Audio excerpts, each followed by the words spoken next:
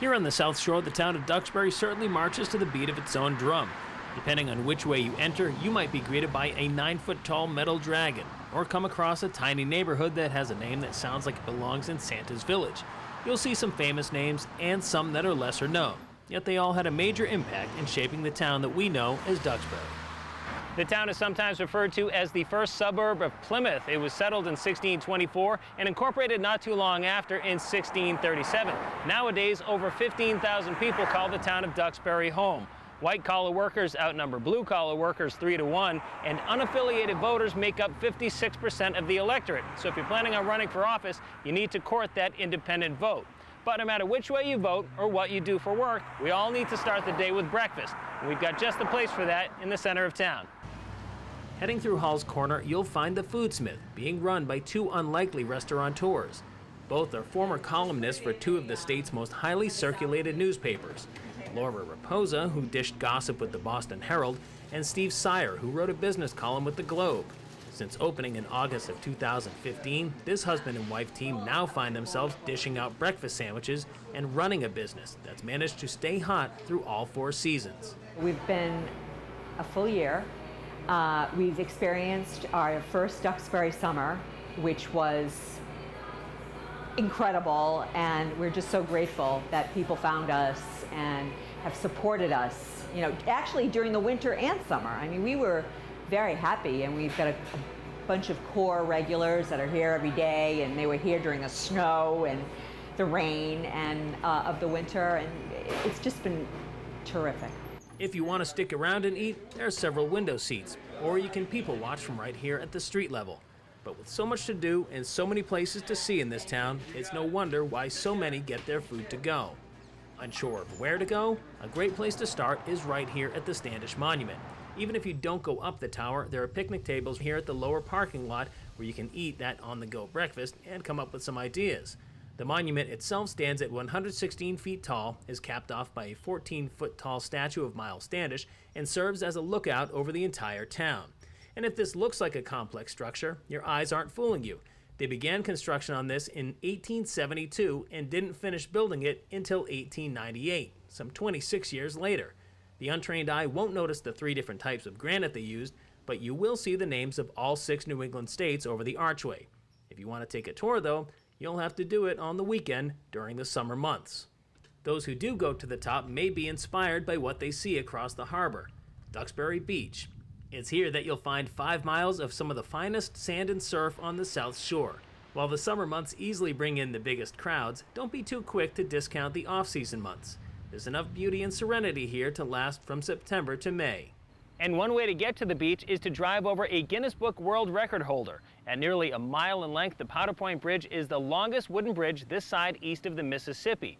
But right now, let's head to a spot that you may not have seen from high atop Standish Monument. It's on the side of the road in North Duxbury that you'll find the Lansing Bennett Forest, all 344 acres of it. Formerly known as the Trout Farm, this parcel of land was dedicated to the memory of Dr. Lansing Bennett, who served as chair of the town's Conservation Commission from 1967 to 1979, and he helped to secure over 1,200 acres of conservation land, as well as pass the Wetlands and Watershed Protection Bylaw. So what does all of that mean? Well, if you look at this map here, you'll see lots of square and rectangular shaped spots indicated by different shades of blue. Those spots represent all of the land in Duxbury that won't be developed, and it's a lot of land. And Trout Farm, now known as Lansing Bennett Forest, was one of his most satisfying land acquisitions. To get here, just take exit 11 off Route 3, then take a left onto Route 14 West. From there, you'll bear left at King Philip's Path, and then follow it straight to Union Bridge, where you'll turn right. We were hoping to see some bogs, though, so we headed over to North Hill Marsh on Mayflower Road. And if it looks like you're driving through the North Country in New Hampshire, you're probably in the right spot. These trails are great for hiking, biking, taking the dog, or just getting lost in nature. But to keep yourself from getting actually lost, keep your eyes open for the markings on the trees as you go. We were also told that if we kept the pond to our right this whole way, we'd eventually reach the Cranberry Bogs. Hopefully. And there does appear to be a light at the end of this pathway. For a minute there, I was afraid I was having my own Blair Witch Project moment, but I did find my way to the old Cranberry Bogs, and I'm told that once you get to this point, you're about 3/4 of the way around the trail. Honestly, there are enough trails in this area to keep you busy for the entire day. Unfortunately, we don't have all day. We're heading to the other side of town now to find a spot where you can take your kayak out. Kayak, rowboat, or swim. Just don't think about launching a motorized boat here. Ellison Beach, or Shipyard Lane Beach as it's known by locals, is the place to do all of those things. And if these kayaks lined up over here are any indication, then it would appear that folks in town are doing these activities with great frequency. And who can argue with the peace and serenity that this spot has to offer? For something a little more lighthearted though, head down the road to Bluefish Bridge. You can take your sea vessel out here as well, but when the tide is high, jumping off the bridge seems to be the order of the day. This guy here might be the coolest dad in the world. In fact, it might be difficult not to join in on the fun that these folks are having. I call this my diving ball. It's my cross between a dive and cannonball, and it always manages to keep me from hitting the bottom. You know, safety first. But if you're looking to do something a little drier, some arts and culture might be right up your alley. They're on full display Wednesday through Sunday at the Duxbury Art Complex Museum. Now in its 45th year, the museum has been serving the public with art exhibits, music, and on certain Sundays, one in June, July, and September, you can view a traditional Japanese tea ceremony. Along the walkway, you may even notice many of the Asian plantings and sculptures. The tea hut itself, named Wind in the Pines, was originally constructed in Japan in 1969 and reassembled here in Duxbury just in time for the first of these ceremonies in 1975. And the culture isn't just for the adults in the area. We also do tea for the third grade of the Duxbury schools, and they do their performances in May. We have all 260 kids come down, and 2 groups one day and 2 groups the second day. And they remember, these kids remember they've been here. I've seen people years later and they say, oh, that's the place where the tea house was. And if you're interested in touring some historic homes, the Duxbury Rural and Historical Society is always welcoming visitors. Check out the famous King Caesar House, which overlooks beautiful Duxbury Bay. It's here that they host the annual croquet tournament and Christmas party, among other events. Or you can go to the Historical Society's home office on Washington Street at the Nathaniel Windsor Jr. House, where they launch several of their walking tours from this gorgeous veranda out back. And if you're feeling a little adventurous, perhaps you can venture over to a part of town named for the workers that settled this area in 1757.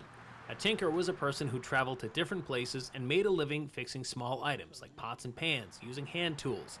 The original tinker to settle here on what is now known as Elm Street was a shoemaker named Jeremiah Dillingham. His settling here paved the way for other tinkers to follow suit, and they created their own section of town. The classic New England feel in this neighborhood is hard to ignore, from the old wooden fences to stone retainer walls to the barns behind many of the homes, which actually served as the workplaces for the tinkers when they inhabited this area. Years later, the barn on Steve Burrell's property was the original home of the Duxbury Clipper. The neighborhood may be small. In fact, someone we passed said, if you blink, you'll miss it. But for the folks that have lived here for decades, it's right where they want to be. A lot of times, politicians, when they're running for office, they talk about family values and neighborhoods. It is kind of fascinating to actually live in one, where people really care about each other. If my dog got lost, there's a good chance, and he did sometimes, there's a good chance that somebody would find him and bring him back. I've never had a desire to move away from it, but just because of the sort of wonderful neighborly kinds of things that happen here, and people just really caring about each other and each other's families. While many of this area's customs from 250 years ago have fallen by the wayside, there is one relatively new tradition that continues to this day, and it draws spectators from far and wide. It's known as the Night of Luminaries, and it happens every Christmas Eve. The residents of Tinkertown line the edges of their front lawns with candles in white bags, and it illuminates all of the streets in the neighborhood. It's really a sight to behold. Okay, right about now is probably time we start thinking about grabbing something to eat, but first, I gotta change this shirt. Okay, that's better. Let's go grab some dinner. The 1803 Windsor House Inn on Washington Street has a great combination of fine dining with a relaxed atmosphere, from the cozy bar at the entrance to the spacious seating outdoors on the patio as well as the backyard. On a busy night, the kitchen turns out anywhere from 180 to 200 plates, and most of it is locally sourced, like these oysters. And if you like fresh produce, look no further than the backyard garden. Here you'll find several types of tomatoes, peppers, root vegetables, and spinach, just to name a few. I think people these days are looking for a more natural, healthy way of eating, and I think that the farm to fork or farm to table is the new trend that everybody wants to go at. So it's important for us to be able to give the opportunity to our guests that satisfaction, because it really speaks volumes when it comes to cooking all the food and you know, keeping up with everything that is going on. And of course, the Windsor House is also an inn, meaning that if you enjoy too many spirits with your dining, you might be able to stay in one of the luxurious suites upstairs. Just not on this night, because all of the rooms were already booked. That gave us a chance to make one more stop on our way out of town. FarFar's Danish Ice Cream on St. George Street seems like one of those places you'd find in a brochure of places you'd have to go to if you're in the town of Duxbury. So I guess it was a good idea that we eventually stopped here. The business has been here since 1979, but aside from the owners, you won't find anyone working here that was even born then. In fact, these kids are so young, they weren't even born when the song 1979 by the Smashing Pumpkins came out, and that was 1995. But that's par for the course for the youth movement at FarFar's. It's almost like a rite of passage to work here if you're a kid from Duxbury. Whether it's making the ice cream or scooping it out to the customers that can't seem to get enough of its rich, creamy goodness. As evidenced by the banners on the ceiling of the colleges attended by past and present employees, it's safe to say that the kids are all right. Yeah, it's definitely a lot of fun working here in high school. You always see your teachers coming in after school, or some coaches or sports teams, and it's kind of cool getting to say hi to people that you know and getting to make ice cream for them. It's just kind of fun. I want someone to walk out the door thinking they tasted something unlike something they've ever tasted before.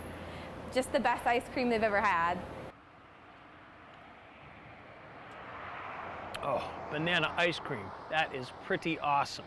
See, I learned my lesson from the last time. If you're shooting a segment where you're eating ice cream, put it in a cup. That way it doesn't melt all over your hands. So our day in the life in the town of Duxbury has come to an end, and I still feel like there's stuff we need to see. So that just means we'll have to come back at another date. Reporting for PCN Life in Duxbury, I'm Brian Sullivan.